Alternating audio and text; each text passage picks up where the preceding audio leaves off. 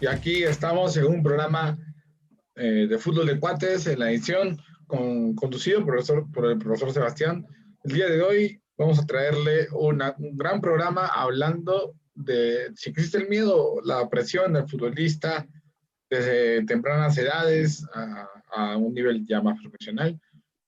Y bueno, antes de empezar acá la entrevista, mencionar que este programa es patrocinado por FIDE, la línea, en este caso de diplomados en el área de especialización. Las personas que obviamente nos van a comenzar a ver tienen hasta un 40% de descuento en los diplomados. Y bueno, con certificados de universidades tanto europeas y diferentes universidades de Sudamérica. Y bueno, pues empecemos, profesor Sebastián, adelante. ¿Qué tal, Paulo? ¿Cómo estás? Buenas noches. ¿Todo bien? Todo bien, profesor. Muchas gracias a usted. De igual bien. manera, tenemos a Sí. Edmund. Adelante. También saludar a Edmond. Muy buenas noches, Edmond. Muy buenas noches, profesor. Un placer y gracias por esta oportunidad. Al contrario, gracias por estar presente y saludar a toda la audiencia, a la gente que está participando desde Facebook o desde este medio. Así que un poco el tema que íbamos a desarrollar aquí desde Guadalajara a México. El tema era esto mismo que mencionabas, Paulo, si realmente existe el miedo, la presión, la frustración. Es un debate muy importante porque muchas veces, desde edades tempranas hasta la adultez, los futbolistas se les trunca la carrera. Veníamos hablando, ¿no? Todo un poco desde la formación del futbolista mexicano, hablamos desde las herramientas de los directores técnicos, y este no es un tema menor, porque en la actualidad se sigue manejando una metodología en cancha, donde siempre es el enojo, el regaño, cuando las cosas no salen al futbolista, por ahí la falta de herramientas o la falta de comunicación o de variables con el plantel lleva a esto, ¿no? Lo que le estamos transmitiendo de una manera directa o indirecta al futbolista, independientemente de la edad, ¿no? Obviamente después vamos a abordar alguna edad específica que quiera comentar Edmond, o por ahí en Facebook alguna pregunta, si realmente existe estas variables, ¿no? De miedo, presión y frustración. Les puedo asegurar que sí, que existe. El miedo y la presión son los primeros factores que lo que pasa son variables emocionales. Siempre digo lo mismo, ¿no? Antes de manejar futbolistas, manejamos seres humanos. Lo que pasa es un tema tabú en el aspecto de que parece que si el jugador expresa un sentimiento como el miedo o la presión, parece que el indicador principal que viene el director técnico es no considerarlo o que busque otra profesión o que no sirve para esto, y ahí empiezan todas las variables, ¿no? Yo siempre digo que creo que hay dos factores, ¿no? La presión interna y la presión externa. La presión interna es propiamente lo que el futbolista desea hacer. A veces la televisión infiere en eso, vemos todo el tiempo el área de mercadotecnia, la venta del producto del fútbol y los futbolistas elite. Lo que desea hacer el futbolista, ¿no? Trascender, llegar a una primera división, vivir del medio, las redes sociales. Esa presión interna es lo que genera, y por ahí hay padres que fueron o no fueron deportistas y le infieren a desarrollar el deporte, ¿no? Entonces todas esas presiones internas ya es un valor agregado. Yo lo que digo, las presiones externas son su entorno, su familia, sus amigos, el propio director técnico. Entonces ya empieza a salir una variable desde lo que es la presión y el miedo.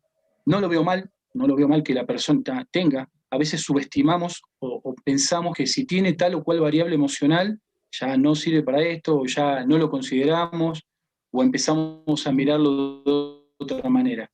El tema es tener las herramientas pedagógicas como director técnico, que antes es docente, antes de ser un entrenador, para encauzar desde edades tempranas qué es este fútbol, ¿no? Cómo es el fútbol hoy elitista, cómo es un fútbol nada más que lo único que sirve es ganar.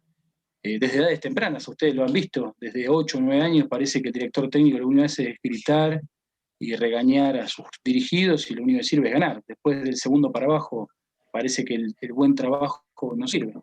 Estamos hablando de algunos casos aislados, no digo que todo el fútbol sea así o todos los docentes sean así, ¿no? Obviamente hay muy buenos colegas en distintas partes de los países, en los continentes. Lo que pasa, nada más estamos focalizados en los ejercicios de campo. Esto lo he hablado en otros programas donde en la época, la cresta de la primera ola de la pandemia el año pasado, vi en redes sociales infinidad de variables de trabajo de fútbol, y no está mal, están buenos, están muy bien, pero poco se habla de temas como este, ¿no? Desde cómo abordar el futbolista desde otro ámbito, ¿no? Más del lado pedagógico, desde el lado de contención, de orientación. Siempre digo lo mismo, lo de cancha sale de una u otra manera, capacitándote, hablando con otros entrenadores, colegas, visualizando otras disciplinas deportivas. Lo de campo se planifica y sale. Pero este tema no se planifica, este tema te va surgiendo sobre la marcha. Hay jugadores que vienen con variables emocionales desde su hogar, y estamos hablando, después vamos a abordar etapas evolutivas puntuales, si es niñez, si es adolescente, si es adulto, qué género es, si es masculino, si es femenino. O sea, uno tiene que estar ya por lo menos preparado hacia qué ámbito se va a dirigir, qué género, para ya empezar a encasillar un poco más las estructuras, ¿no? Muchas veces por ahí el perfil del director técnico quiere hacer trabajos de edad avanzada en edades infantiles o juveniles, o por ahí en el género femenino, se trata a la mujer futbolista como si fuera un varón y se le grita y trata de la misma manera. Entonces el técnico tiene que ser más pedagogo, tener otras herramientas, otras variables de cómo es la emisión del mensaje y la recepción, ¿no? Antes que propiamente el fútbol en sí. Entonces, por lo menos esa era una pequeña introducción del tema que vamos a abordar ahora. No sé si algún compañero o un colega quiere hacer ¿no? Compañeros, ¿alguna pregunta, algo? Paulo, ¿alguna pregunta o algo hasta ahora? A ver, bueno, acá ya ha entrado Alan, ha entrado Marco, y bueno, no sé si den alguna pregunta.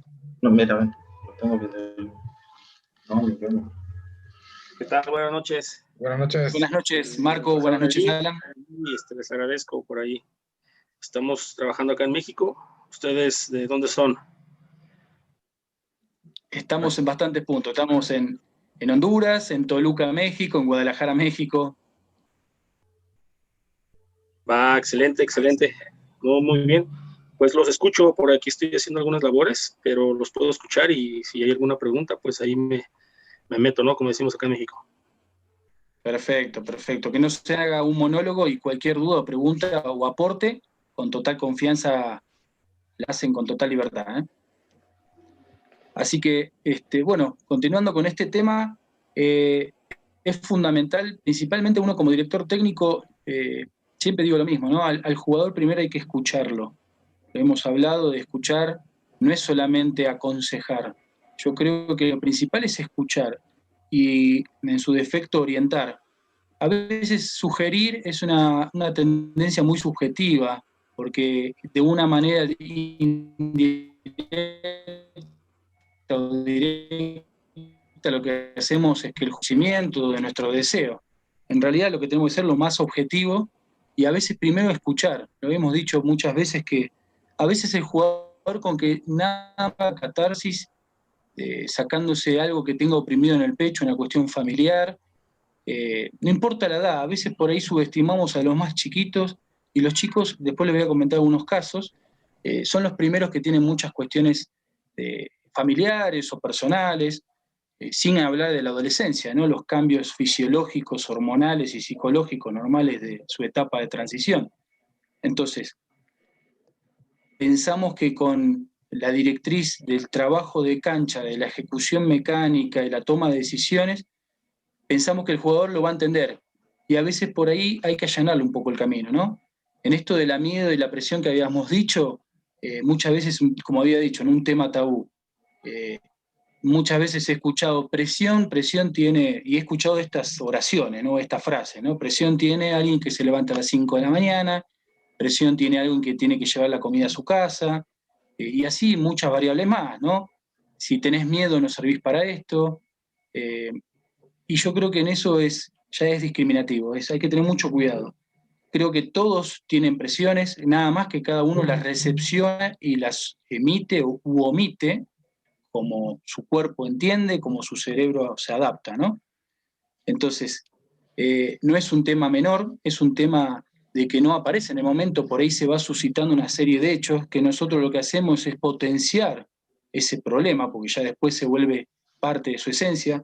Conozco muchos casos de futbolistas a mediana edad, edades de 15 a 17 años, que han dejado el fútbol porque ya no lo disfrutaban. Ya sentían que era tanto la presión del contexto y tenían un talento extraordinario. A veces justificamos que este jugador tiene talento, pero no tiene cabeza. ¿Y cómo sabemos que no tiene cabeza si nunca nos sentamos a escucharlo al jugador? Entonces, equivocamos todos fuimos jóvenes, a veces calificamos de un joven de que por ahí si sale de noche, si toma, si fuma, si tiene relaciones, entonces, pero antes de juzgarlo, ¿por qué no lo escuchamos y por qué no lo orientamos? Entonces, todos fuimos jóvenes, todos tuvimos nuestras cosas independientemente de nuestra edad, entonces no somos quién para juzgar, sí para educar. En la educación no está propiamente decir lo que tiene que hacer. En la educación también está acompañarlo y que también dentro de los estándares normales el chico se va a equivocar. Entonces todas estas variables infieren en la producción de cancha y en su carrera. Nada más nos quedamos, yo lo que trato en los programas es que no solo seamos directores técnicos de una situación determinada, o directores técnicos de un equipo, o soñar nada más con dirigir una primera división. Creo que somos mucho más que eso. Creo que siempre dije, somos docentes y lo que estamos haciendo es transmitir un legado. Hoy nos toca estar al frente de un plantel, no importa la edad, pero su jerga, en su ámbito, entonces tenemos que ser muy cuidadosos con el contenido. El contenido ellos en edades tempranas lo repiten en la casa.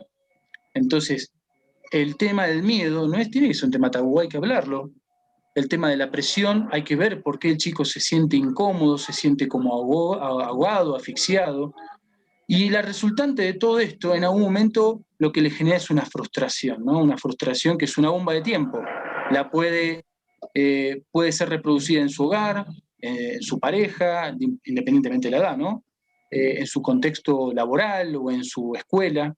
Entonces, la cabeza es una bomba de tiempo, hay que tener mucho cuidado con los contenidos que estamos. Más allá del contenido es cómo es el mensaje, ¿no? El emisor, el canal que se utiliza y el receptor cómo la recibe. Esto lo hemos dicho, ¿no? Yo lo que estoy haciendo es transferir un mensaje, este es el medio de comunicación y cada uno de ustedes lo va a recibir desde su experiencia, desde su reproducción cerebral. Entonces cada uno va a recibir lo que entiende, lo que quiere. En eso pasa lo mismo en la transmisión de un conocimiento en el fútbol. Por eso hay que ser muy cuidadoso cómo se maneja el grupo. En esto también va la empatía que generes con el jugador. La empatía es ese vínculo estrecho que te une para que el jugador tome esa confianza. Obviamente hoy con las redes sociales, con toda esta globalización que tenemos, el jugador todo el tiempo te está midiendo. Si sabe, no sabe, si es buena onda, si es exigente, si es duro. Pero en realidad lo que nosotros estamos dejando es un legado. El contenido puede ser el fútbol, pero el legado que estamos transmitiendo es la educación. Y por ahí muchos van a decir, esto es irrisorio lo que está diciendo, ¿no? Acá lo único que importa son los resultados y ya se terminó acá. No creo en ese tipo de dinámica. Sí vivimos bajo esa evaluación permanente que los clubes, si ganaste 2 partidos sos un fenómeno, si perdiste 2 ya no servís, no sabés. Creo que nosotros depende empezar a cambiar ese paradigma que se está viviendo, ¿no? En los medios de comunicación, que los colegas en 2, 3 partidos ya son juzgados, si sabe, no sabe. Se da muy fácil hoy en las redes sociales que los futbolistas publican cuestiones privadas de cómo es el director técnico, cómo se dirige. Entonces, creo que nosotros somos los primeros partidarios que tenemos que cuidar eso, ¿no? La privacidad. Si hay algo que no podemos sostener desde la comunicación, por eso digo orientar. Hay especialistas en el área, como psicólogos, que no está mal hablar con un psicólogo, no lo veo nada, parece como si fuera algo como un prejuicio, ¿no? Para eso están, para acompañarnos, cada uno de su función y de su experiencia educativa o experiencia laboral. No somos todólogos. Por ahí muchas veces en los clubes, me vas a decir, Seba, estamos escasos en recursos, escasos en personal, pero te puedo asegurar que si uno busca puede orientar, no la podemos jugar de psicólogos, en este caso yo no lo soy, puede tener unas herramientas, pero no quiere decir que lo sea. Entonces ahí lo mejor es orientar con un colega, con un amigo que sea especialista, porque sin querer a veces estamos jugando con la salud mental. Es un tema delicado. Todo el tiempo estamos hablando de la salud física, estamos hablando de técnica, táctica, pero el futbolista se maneja mucho de lo psicológico, las variables emocionales, de si juega un ascenso, un descenso, si juega por un campeonato, o si juega para ser promocionado a una categoría mayor. Entonces, eso es importante. Sí, Paulo, perdón. Sí, por ejemplo, bueno, profesor, ya que tocó el tema de si juega un ascenso o un descenso, en ese momento el futbolista, ¿qué es lo que se le pasa por la mente? O sea, hay partidos tan decisivos que como bien a veces se ve, ¿no? Que hay jugadores que entran a partidos decisivos y ¿cómo se llama? Y bueno, como que simplemente no demuestran de repente lo que en otros partidos sí lo han hecho. Mira, puntualmente, obviamente cada director técnico tendrá su metodología y tendrá su herramienta y su capacidad, todos son distintos y está bien. El tema es, creo que lo principal, cuando vos sos técnico tenés que conocer de manera individual a cada futbolista y de manera colectiva su comportamiento, ¿no?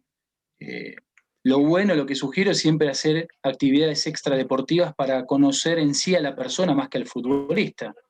Actividades extradeportivas, podés hacer una comida a posteriori o algún evento. A mí me ha tocado hacer actividades extradeportivas, actividades sociales. Me ha tocado llevar a planteles de fútbol a una penitenciaría, centros de rehabilitación. A veces el futbolista se sensibiliza viendo una realidad social, independientemente del país o la región, ¿no? Y ahí es cuando empezás a ver el semblante de realmente de cómo es la persona antes que el futbolista. Cuando vos empezás a tener esa empatía y lo empezás a conocer en otros sectores, su comportamiento más generalizado o su naturalidad, porque a veces puede ser no fingido, pero vos sabés que uno no se comporta de la misma manera con su esposa, su mujer, con sus amigos o en un ámbito laboral. Cada uno cede o permite a una persona una cierta información. Entonces el futbolista es igual. Con este tema puntual, esta pregunta puntual, es conocer de manera individual y colectiva del futbolista, cómo se comporta solo y cómo se comporta integrándose al grupo. Y después hay que buscar estas variables de, ponerle la música, para mí es un muy buen desestresor, muy buen desestresante a nivel de que, ¿por qué se pone la música en un vestuario? Y no sé si muchos se habrán hecho esa pregunta. Muchos le dicen, pero es por herencia y hace 1000 años que se viene escuchando música previo a un partido. La música, un tipo de música que sea, hay tipos de género de música, lo que hace es desestresa las cuestiones emocionales, por eso lo ponen previo a una competencia, y esto no lo saben los futbolistas, y por ahí mucha gente no lo sabe. La música, un clásico género que es la cumbia en Sudamérica, lo que hace es buscar tipo de letra que en el consciente lo que hace es relajarlo, y entra de otra predisposición a una competencia. Distinto poner otro género. No tengo nada contra ningún género musical, no quiero que se tome como tengo una tendencia o una discriminación, nada que ver. Pero hay un cierto género de música, como poner un ejemplo, como Pink Floyd, es una música más, parece funcional o mucho más tranquila que poner cumbia, y ese tipo de música es para por ahí cuando es una vuelta a la calma, ¿no? O una música funcional es para bajar la tensión nerviosa, pero no es un estimulante. Entonces muchas veces jugamos con esas variables psicológicas y emocionales con la música. Entonces, en esto que me preguntabas, ahí te estoy dando los ítems, ¿no? Conocer el grupo de manera individual y colectiva, de conocerlo fuera del ámbito futbolístico, compartir esto de la música, a ver qué tipo de género, y después romperle completamente los paradigmas, ¿no? Muchas veces cuando jugamos una competencia, pensando que nada más con el estímulo de analizar al rival, de ponerle videos motivacionales, de ponerle pancartas motivacionales, de todo. Pero llega un momento que la cabeza es una bomba de tiempo. Tanto inyectarle cuestión anímica, llega un momento que gota tras gota, a veces entra a la cancha y mete una pata y lo expulsan. Por decir un ejemplo entre miles, a otros les sirve. Pero es muy peligroso, es muy delicado esto, ¿no? La motivación ya pasa a una sobremotivación y se pasa de vuelta. Entonces, más que miedo, ya se va para el otro lado. Entonces, lo que estamos hablando, que el miedo está bien, es parte normal del ser humano. El tema es cómo controlarlo. La ansiedad, cómo la manejamos. La presión, cómo la manejamos. No es que se la voy a sacar, sino que la controla. Muchas veces, ¿cómo es esto, romper los paradigmas? No sé, a veces decís, ponete a leer tal o cual libro, o qué película viste el fin de semana? Y vos decís, ¿pero de qué me está hablando este muchacho? Cualquier pregunta fuera del ámbito deportivo, o no sé, tocarle cualquier cosa fuera de lo que genere presión, en este caso como el COVID, que viste Vox Populi, hablar todo el tiempo de fútbol, hablar de otras cuestiones que lo complemente y lo sea más una persona integral, lo que hace es desestresar.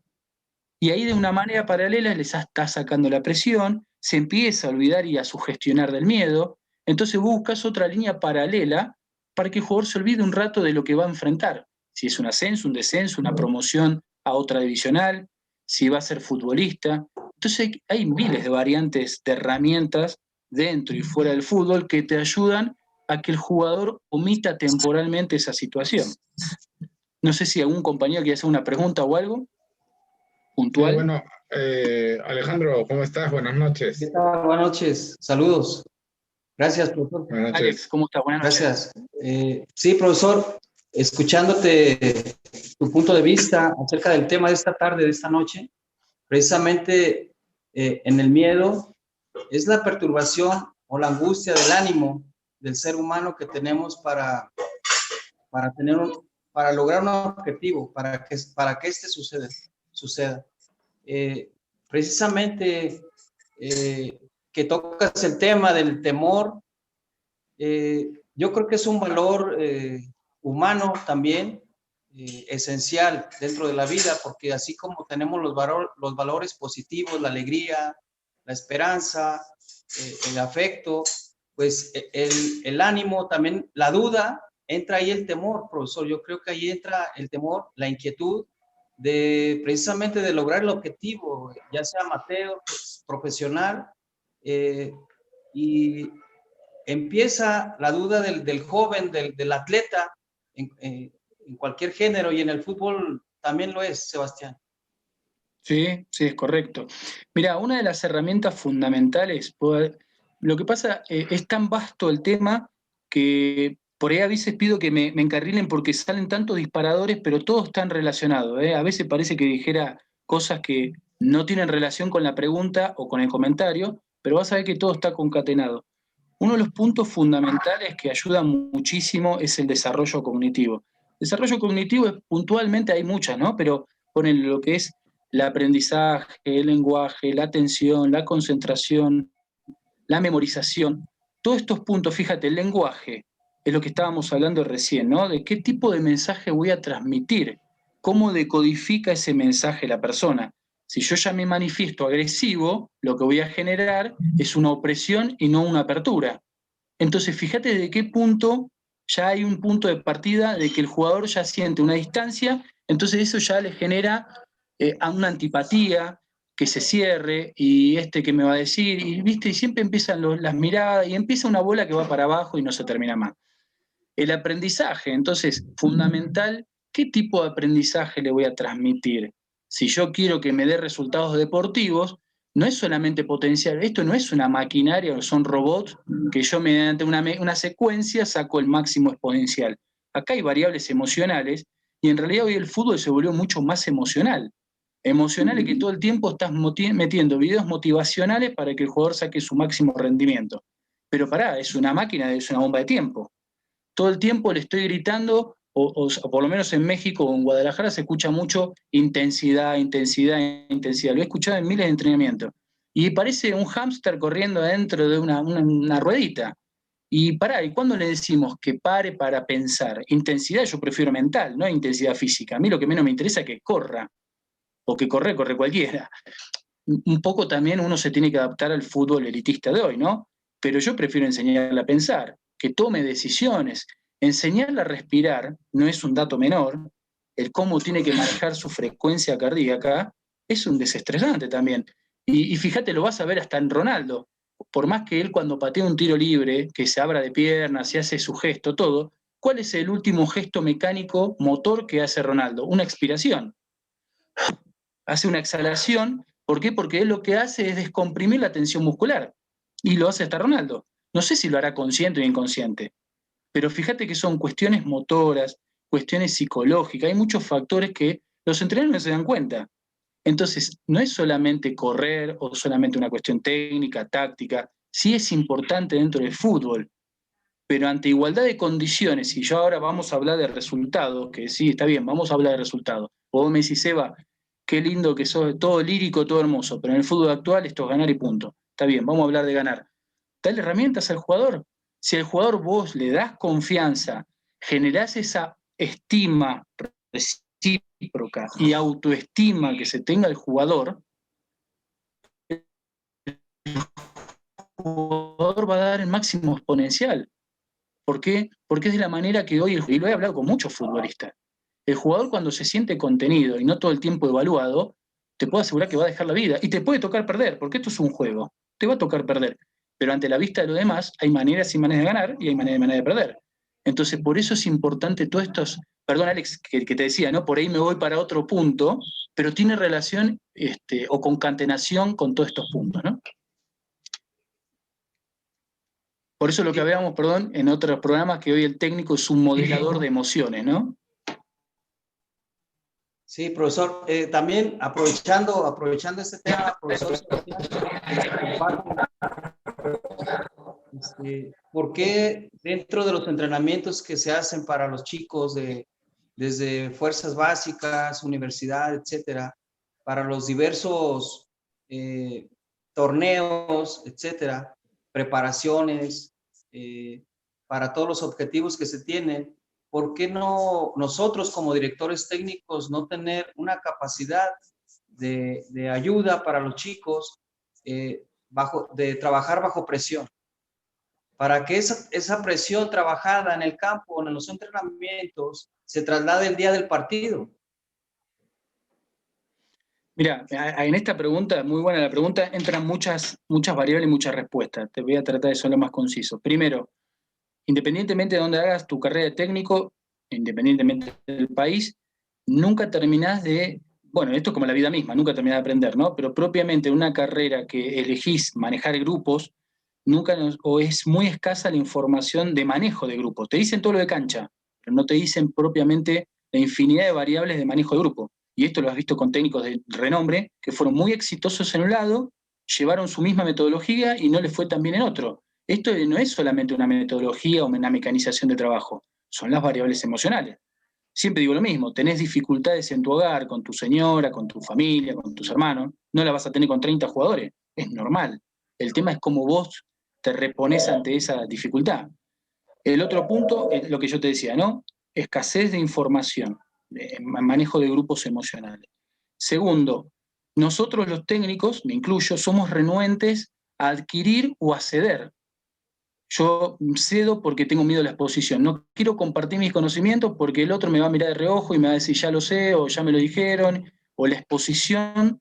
Y esto es al contrario, yo me tengo que exponer para que otro colega me evalúe. De esto se trata, esto es como los psicólogos, entre ellos se evalúan y entre ellos se diagnostican. Entre los técnicos tiene que haber esa apertura y todos tenemos que, esto no es juzgar, esto es una retroalimentación que compartir con ustedes que son colegas o no, no importa, pero hay una retroalimentación y ustedes me dan su punto de vista. Acá no pasa porque todos estemos de acuerdo, ¿eh? No pasa por ahí. Esto es un tema que es debate, cada uno lo transmite a su hábitat laboral y cada uno va a tomar lo que más le sirve. El otro punto, Alex, es que, no te digo todos, pero en un gran porcentaje todos los técnicos soñamos, o sea, siempre me incluyo porque el ámbito dirigido, tener la oportunidad o estar o en presente, en pasado, en futuro, no está el tiempo verbal, en una primera división, y siempre todos tenemos ese deseo, o gran porcentaje, no digo todo porque no puedo involucrarlo. Independientemente de la divisional o categoría que nos toque dirigir, siempre tratamos de demostrar todo nuestro haber y todas nuestras herramientas para el día de mañana ser promocionados o que nos vean, mira, gané, dirigí, salí campeón y logré y promocioné y vendí, lo que vos quieras. pero nunca hablamos propiamente de educación. Y se volvió tan exitista, y a mí me pasa a veces en los currículum, que parece que lo único que sirve es dónde dirigiste, qué ganaste, a quién vendiste o a quién dirigiste. Y ¿por qué no me preguntás, no sé, a qué plantel tuve, a quién eduqué, no sé? Hay miles de preguntas que podés hacer, no solamente desde lo deportivo. Parece absurdo y ridículo lo que estoy diciendo porque el fútbol real, esto parece un momento. Entonces, otro de los puntos que independientemente si es fútbol infantil, juvenil, amateur, semiprofesional, todos clica posibilidad de futuro. Entonces, ahí ya todo esto que estamos hablando con tranquilidad en la cancha se pierde. Y en realidad, volvemos a lo mismo, si uno no controla las emociones, que sí, uno se puede enojar, a veces uno tiene que tomar decisiones difíciles, la economía, todo lo que vos quieras, claro, pero por eso uno tiene que estar preparado. Si conocemos todo esto, tiene que uno manejar con uno mismo, ¿no? O sea, lo que estamos hablando es hacia un tercero, y en realidad tiene que ser primero ejecutado hacia uno primero. Eh, hay muchos textos que hablan, ¿no? Primero hay que conocerse a uno mismo para conocer bien el contexto, ¿no? Entonces, ese es uno de los tantos puntos, Alex, que creo que por ahí en esta pregunta, que no fue una respuesta concisa, sino fue una respuesta múltiple, creo que pasa un poquito por ahí, Alex, entre todo lo que me has preguntado. Gracias. Sí. No sé si algún otro compañero o Alex o alguien tiene otra pregunta, con total confianza, para que no se haga un monólogo, ¿eh?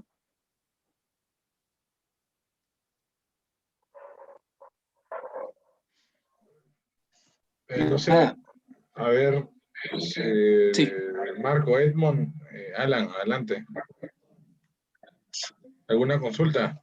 Bueno, yo realmente no tengo una consulta, sino que reforzar lo que dice el profe Sebastián, dado de que el problema es el enfoque, ¿verdad? El resultadismo en los entrenadores en su mayoría.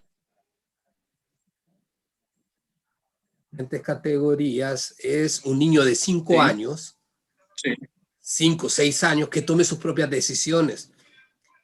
Y de eso se trata. Y a veces puede hablarse de la presión, que quien ejerce mayor presión no es ni siquiera a veces el entrenador, sino que son los padres, la familia. Y el niño desde un inicio va sintiendo ese tipo de crítica. Y nosotros no podemos ni ser muy paternalistas y tampoco ser muy exigentes. La verdad de las cosas es que el aprendizaje se da en mayor cantidad cuando ellos toman decisiones y ellos van comprendiendo y poco a poco van creciendo con esa toma de decisiones. Y llega un momento en que no necesita nadie decirle qué hacer, sino que lo bonito es que ellos piensen y retroalimentarlo, ¿verdad? Esa es mi contribución. Buenas tardes, profe Sebastián, todos los amigos ahí. Perfecto, buenas noches, Alan. ¿Cómo está, profe? Bien, ¿usted cómo está? Aquí un gustazo.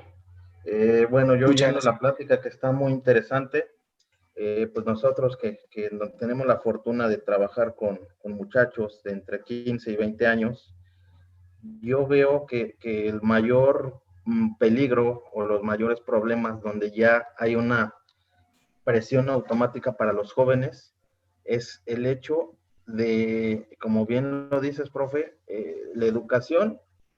Hay 3 tipos de educación: la educación formal, la educación informal y la educación no formal.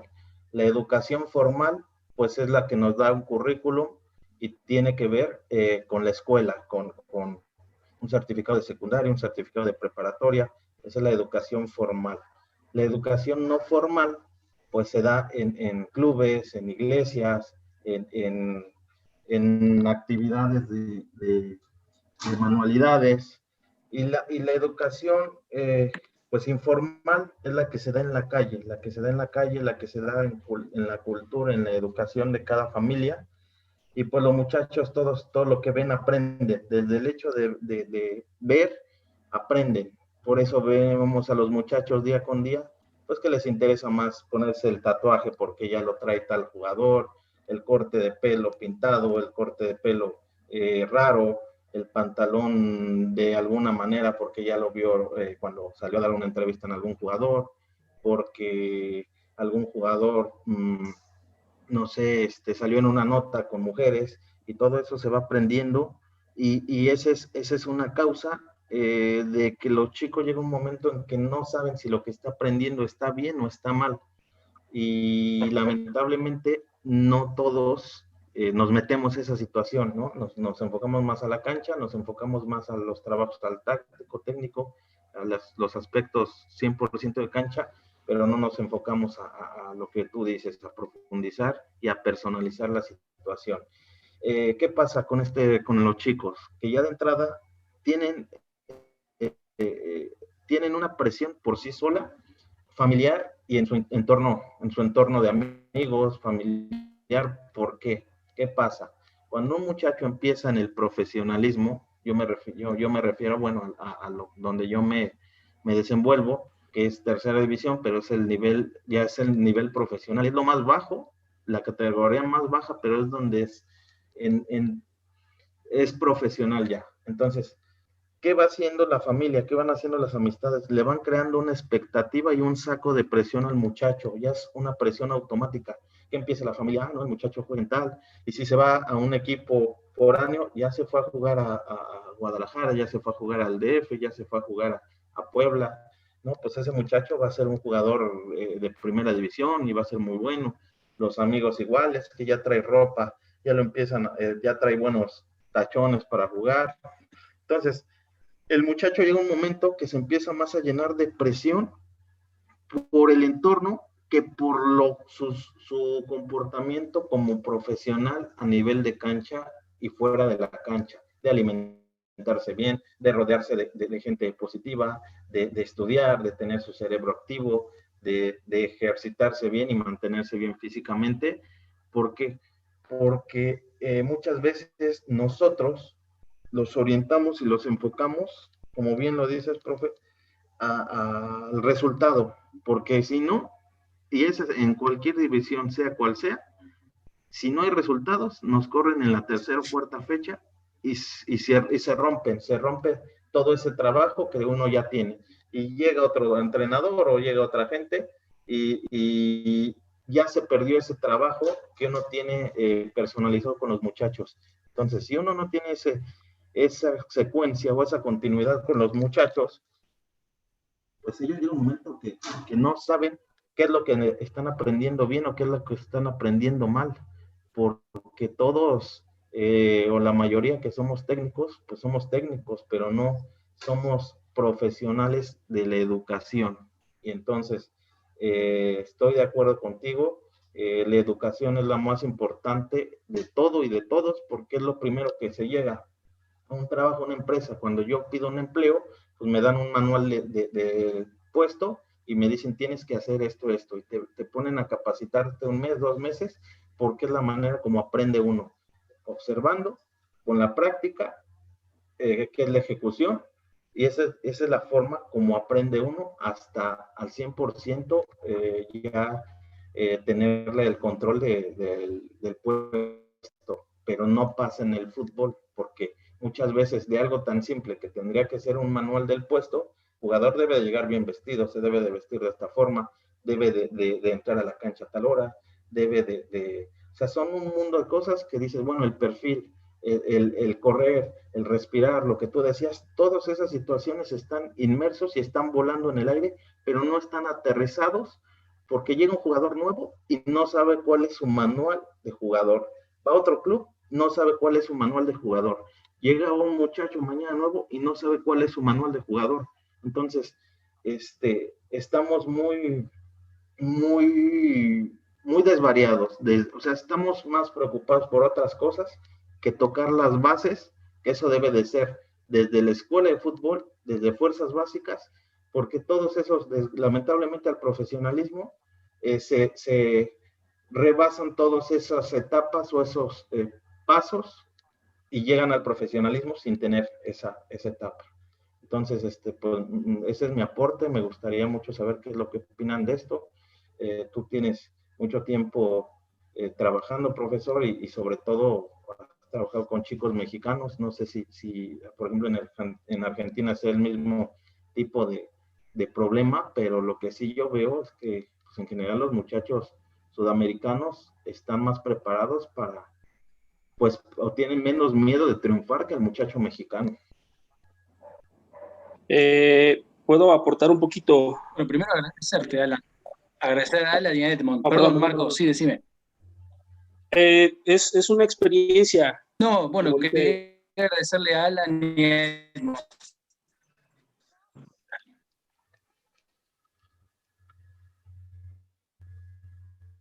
Sí, Marco, perdón que te interrumpí. Ok, sí me escuchan, ¿verdad? Sí. Ok, Sí. es una experiencia que por ahí tengo con escuela de fútbol y al mismo tiempo que se convirtió en tercera división. Entonces yo escuchaba por ahí lo que decías al principio. Obviamente primero hay que conocer al jugador. Tenemos una forma de trabajar, nuestra metodología, que al niño como tal menor de 12, 13 años no se le exige ese resultado. Estamos hablando que es un municipio muy pequeño acá en el estado de Jalisco, que empezó como una escuela. La escuela tiene 6 años. A los 3 años se nos dio la oportunidad de que el dueño pudo comprar una tercera división y él mismo, por su experiencia en el fútbol, y tanto en México como en Europa, nos exigió que no se le iba a exigir resultados al jugador. Obviamente se hizo una visoría, obviamente el equipo se reforzó, pero más allá de los resultados en tercera división, que no pretendíamos campeonar o ascender, él dijo que iba a ser una tercera división formativa. Ahora lo que estamos pasando es de que, gracias a Dios, el 75% de los jugadores que están registrados en el equipo, gracias a Dios, surgieron o tuvieron más de 3 años de un proceso con nosotros para que ahora ya estén en las filas de la tercera división de nosotros. ¿A qué voy con todo esto? De que hace rato mencionábamos que al jugador no se le dan las herramientas, o solamente, como decías, y es verdad, que a lo mejor aquí en México se le dice al jugador, échale ganas, pero ¿qué le estás diciendo con eso al jugador? O sé intenso, pero ¿qué le estás diciendo? Explícale, como tú dices, y nosotros lo decimos acá, explícale con manzanas lo que tiene que hacer desde los fundamentos, los principios, la forma de jugar, los minutos en los que estás jugando, el primero y segundo tiempo, o sea, todos esos detallitos se los puedes enseñar al jugador después de los 12, 13 años, pero primero como tal es no generar una presión al chavito. Desde ahí vamos a iniciar. Cuando el chavito de repente cumple sus 15, sus 16 años y de repente se da cuenta que el profesor o el educador deportivo le ayudó demasiado para poder estar en una tercera división, dices, caray, o sea, ve el logro que has tenido y el avance que has tenido, porque todos los niños, todos los chavitos tienen esas posibilidades. Yo les puedo compartir muchos puntos de vista del clásico chavito gordito de lentes que se faja a la mitad del ombligo, y sin embargo ahora el chavito es un menor en tercera división, como le llamamos nosotros, y es muy destacado. Entonces, todo parte de ahí. Si nosotros como profes, como educadores, no estamos capacitados, no sabemos observar y solamente queremos llegar logros o llevar logros a la vitrina, pero si también el dueño, la persona que te paga, la persona que te patrocina, solamente quiere ascender o quiere llegar lejos en el primer torneo, es muy difícil, es muy complicado y no vas a poder llegar muy rápido hasta donde tú quieres. Yo veía una entrevista de Luis García, seleccionado mexicano, que Ricardo Tuca Ferretti enseñó a Ricardo Peláez en la etapa en Chivas. Era impresionante cómo Ricardo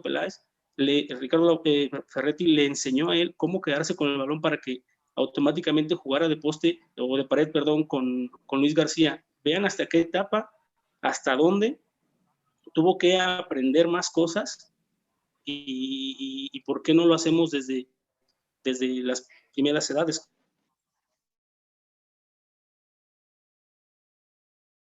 Con los niños. Ese es mi comentario. Bueno, primero, muchísimas gracias, Marco. Responder rápido, voy a hacer una en 3. Tanto Edmond como Alan como Marco, agradecerles. Yo creo que Edmond tocó una etapa ya evolutiva puntual, ¿no? En la niñez, en ese caso, o sea, si somos docentes, no solamente docentes de los futbolistas, ¿no? También tenemos que ser docentes de los padres. Lo que comentaba en otros programas es que también hay que educar a los padres y hacer reuniones, no digo con frecuencia, cuando ustedes crean conveniente, un padre está tranquilo y está, no le va a generar tanta presión ni a ustedes ni al niño cuando ustedes le dan las directrices de qué se está trabajando, o sea, el contenido y cuál es la direccionalidad, no solamente con el trabajo de campo, sino cuál es el metamensaje que ustedes le están dejando, ¿no? El primer metamensaje es el trabajo en grupo, el compartir la experiencia y demás. Después, puntualmente, con lo que dice Marco y con Alan, tercera división la conozco muy bien, es una divisional que no estoy de acuerdo con las edades, chicos de 14, 15 años jugando con chicos de 20, no tiene ningún tipo de relación. Puntualmente en Argentina se respeta de una manera que cada chico en el sector amateur, desde cuarta a novena, que es la estructura de una divisional, de un equipo de primera división o del ascenso, no importa. De cuarta a novena división, cada uno juega con su edad de nacimiento o su año de nacimiento, ¿no? Entonces no es tan distal. Cuando un chico de 14, 15 años que no tiene todavía desarrollado ni siquiera su aparato cardiorrespiratorio, ni todavía tiene una etapa sólida, ni siquiera ósea, 14, 15 años, está compitiendo con jugadores ya están en una etapa para entrar al profesionalismo casi de élite, 20 años, ¿no? Entonces no estoy de acuerdo con ese tipo de, para mí no es formación, ¿no? Es mentira que la divisional es de formación, hay que modificar muchas cosas. Y formación, esto es lo que decías de Tuca Ferretti, para mí uno nunca termina de aprender, e inclusive en niveles superlativos uno siempre enseña, inclusive a jugadores de elite como Messi o Ronaldo, por ahí uno dice, no, ¿qué le vas a enseñar? Por ahí no le enseñarás una cuestión mecánica que ya tiene automatizada, una cuestión de género natural, pero siempre el mensaje, acordate el legado que le estás dejando. ¿Cuántos futbolistas después se retiran y son técnicos? Entonces no es solamente la ejecución motriz, o la comprensión del juego o una táctica técnica, sino que el día de mañana el que es futbolista toma tu lugar. Entonces, en realidad es más importante el contenido del legado. No es solamente el trabajo, es un paralelismo, ¿no? De trabajar de manera inmediata para trabajar con el plantel que te toque, dándole las herramientas acorde a la etapa evolutiva, y el paralelismo es darle herramientas a futuro para que el chico pueda trascender en su carrera, y si es un jugador adulto, que pueda trascender en otras instituciones, y si es otro colega, que pueda potenciar todavía lo que yo le estoy dejando. Entonces, no es con el afán de decir, el técnico aquel trabajó mal o no trabaja. No, eso no es el fin nuestro. El fin nuestro es que lo que hizo el técnico anterior, que está muy bien, yo lo que tengo que hacer es potenciarlo y mejorarlo, o darle más herramienta al futbolista. Entonces, conozco la divisional tercera división, hay muchísima materia prima, hay muy buenos futbolistas mexicanos, porque obviamente todos son mexicanos en esta divisional. Lo que pasa, la diversidad de edad y encima el embudo que se hace de los 185 equipos, más de 7.000 jugadores registrados a una segunda división, ¿dónde los metes? Te quedan promedio unos 1.000 jugadores en el limbo. Entonces, emocionalmente les repercute y ahí muchos jugadores abortan la carrera. Entonces, otra variable más emocional que empiezan los miedos, la presión, que es el título de la charla. Un jugador que está en su último año de tercera, está en su último semestre, está presionado y está con miedo porque dice, ¿dónde voy a ir a jugar? ¿Cómo haces para trabajar con eso? Entonces, otra variable más, y sin contar que muchas veces los directivos no son directivos, muchos son dueños, y el dueño no piensa como directivo, es la realidad. En eso también es otro punto que hay que educar al dueño que piense más objetivamente y no tan subjetivamente, que nada más es dinero y lo que estoy invirtiendo y lo que estoy poniendo. Sí, está bien, es un tema importante. Y lo otro, si querés que genere rentabilidad, si querés que hablamos de negocio, no hay problema. Pero no es solamente el dinero y solamente que yo soy el dueño. A veces los dueños se cierran de una manera que no te escuchan. Entonces, no estoy diciendo que todo sea así, es que uno con qué campo laboral se va a encontrar, según la región, la idiosincrasia. Entonces uno tiene que ser, parece, técnico adentro y fuera de la cancha y docente en todos lados. Y vas a tener un montón de discrepancias y mucha crítica. Pero ahí está uno preparado para saber cómo sobrellevar todos estos temas. No sé si alguien quiere comentar algo. Sí, profesor, yo quiero comentar algo, aprovechando tu comentario. A los demás compañeros también un saludo. De mi parte, yo así lo veo.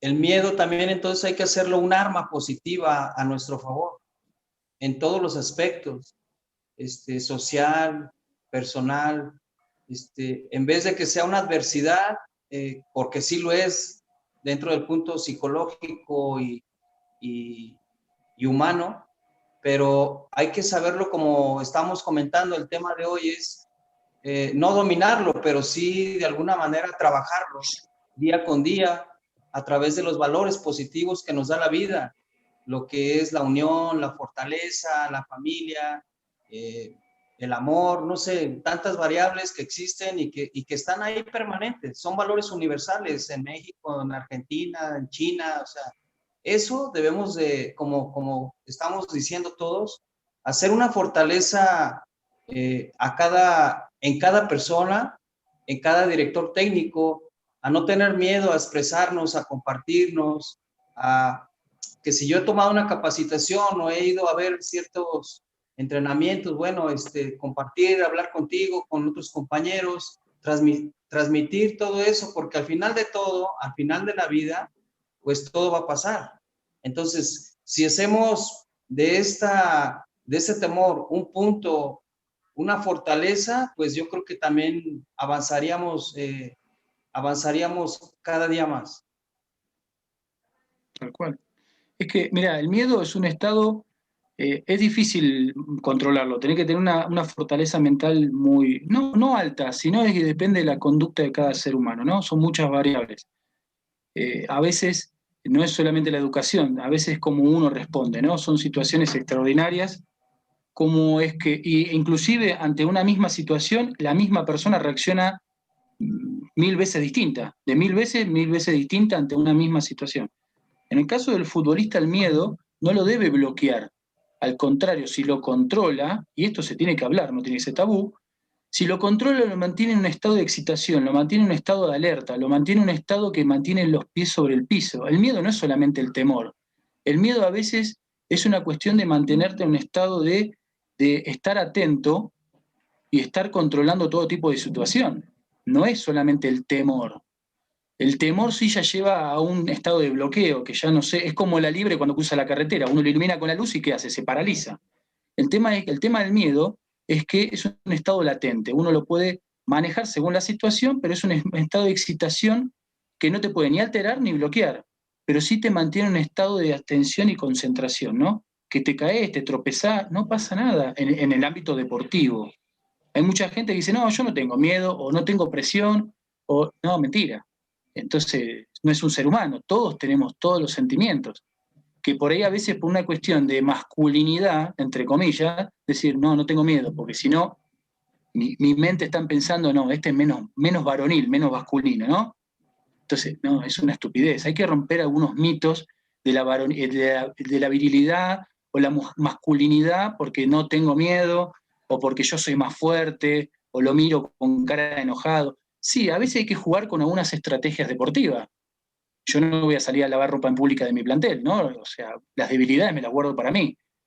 Hay cuestiones estratégicas que sí sirven, pero en la intimidad, esto es lo que estamos hablando, ya son cuestiones más íntimas, de privacidad con el jugador. Entonces, todos tenemos esa situación. El tema es controlarlo.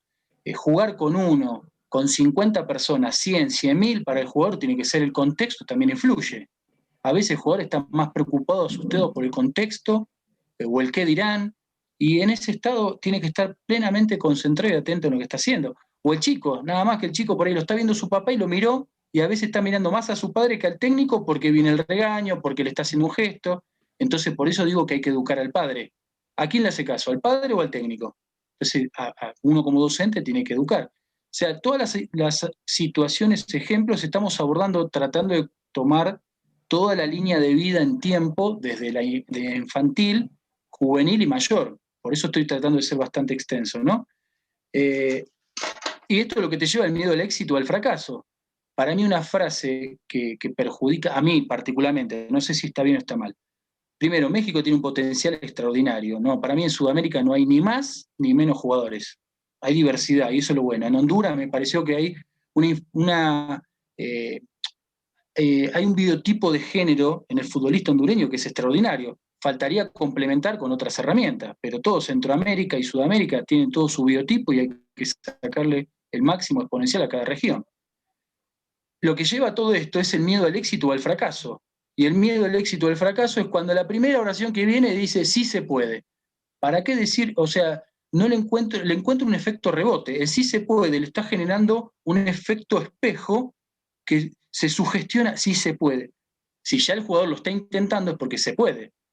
O sea, ya una cuestión que lo está intentando, intenta proponer y ejecuta, es que obviamente sí se puede. Entonces, a veces esas cuestiones psicológicas, esta es una opinión subjetiva, ¿eh? El decir la oración sí se puede, a veces genera un efecto rebote, porque el chico lo está intentando o el jugador lo está intentando. Entonces, a veces no es una motivación. Busca algo, un paralelo, busca una simetría, pero no busques un punto específico donde a veces puede ser contraproducente, si el jugador lo está intentando. Se va a equivocar, le va a salir mal. Esto es lo mismo que dice, pegale bien. Esto lo hemos hablado. Y el chico le quiere pegar bien. Ahora, ¿vos le explicaste la parte biomecánica o gestual o técnica para que el chico le pegue bien? A veces somos nosotros los que estamos carentes de herramientas. El chico comprende el juego desde la experiencia, es empírico. Ahora, nosotros le decimos que el fútbol tiene 17 reglas. No, porque muchos no lo saben. El jugador juega un juego que es empírico. El jugador al final no termina jugando. El jugador termina adquiriendo algo que le tengo, o sea, yo le digo y él lo hace. Entonces no deja de ser un juego.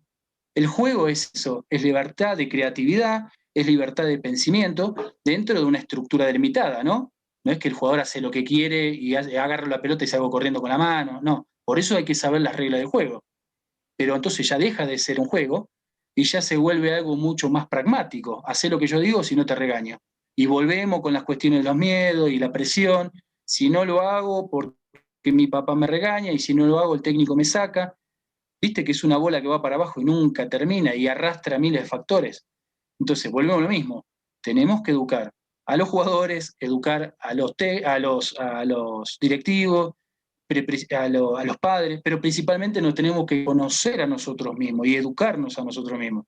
Si yo no me conozco mi conducta en una situación, en esto, cómo reacciona Sebastián ante el miedo, si yo no conozco cómo reacciona, es muy difícil tratar de explicar lo que se siente, ¿no? Entonces, uno se tiene que conocer principalmente con uno para tener, y aparte la apertura hacia las observaciones que ustedes están haciendo, ¿no? Creo que todo es viable. Gracias. No sé Bien, si profesor. Bueno, pues para ir, no sé, bueno, obviamente el tema da para mucho más, pero ahorita hay otro programa más que ya se viene ahorita. Y bueno, primero, antes que todo, agradecer a cada uno de ustedes por su opinión. La verdad que es muy bueno saber su opinión de cada uno. Y bueno, mencionarles que ese programa se está viendo por la página de Facebook de Fares por México. Igual se va a colocar en YouTube para que la gente, en este caso ustedes, como varios personas más, lo puedan ver con más calma. Y desearles, bueno, agradecerles ante todo que estén presentes aquí el día de hoy con nosotros. Profesor Sebastián. Bueno, primero agradecerle tanto a Alejandro, a Marco, a Edmond, a Alan, de distintos países, de distintos estados. Muchísimas gracias. El tema es larguísimo. Te agradezco como siempre, Paulo. Y ahí, bueno, vamos a seguir en comunicación, compartimos información, teléfono, lo que sea para... Esto es muy bueno este tema.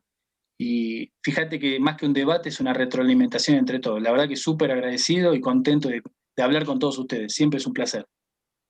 Profe Sebastián, ¿te puedo encontrar en redes sociales? Sí, claro que sí. Sí, claro que sí. Ahí en Facebook o si no, ahora nos ponemos de acuerdo en un ratito. Ah, ok, ya está. Que estén bien, muchísimas gracias. Nos vemos pronto. Gracias. Perfecto. Sí, saludos. Muchísimas gracias, Marco. Dale, saludos a todos. Buenas noches. Compañero, y volvemos ya ahorita ahí con nos el estamos siguiente viendo. programa de Lucha Libre. Vamos a estar con Huracán Ramírez Jr. Así que bueno, no se pierdan también esta gran entrevista. Así que gracias, profesor Sebastián. Gracias a todos. La verdad, agradecemos mucho a todos que estén acá el día de hoy. Muchísimas gracias, Pablo. Gracias a todos, ¿eh? Gracias, Paulo. Gracias. Muchísimas También gracias. nos Un abrazote. vemos. Gracias a todos, saludos. Le voy a pedir el número suyo, profe, a Denis.